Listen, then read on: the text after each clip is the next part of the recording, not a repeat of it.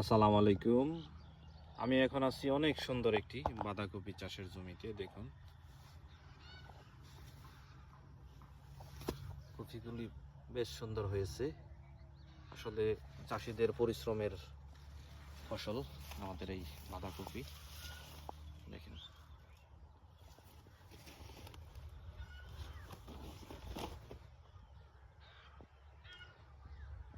সারিবদ্ধভাবে চাষ করেছে।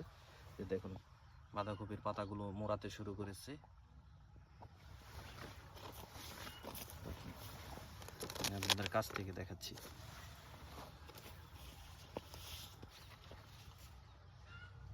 তো অনুকূল আবহাওয়া এবং সার সেচ ব্যবস্থাপনা ভালো থাকলে আমরা সব সবজিতেই বাম্পার ফলন পেতে পারি। আর যদি বাজার ভালো থাকে তাহলে আমাদের জন্য অবশ্যই মঙ্গলজনক, চাষিদের জন্য। তো ধন্যবাদ সবাইকে যারা ধৈর্য ধরে আমার এই গ্রামীণ ভিডিওটি উপভোগ করলেন।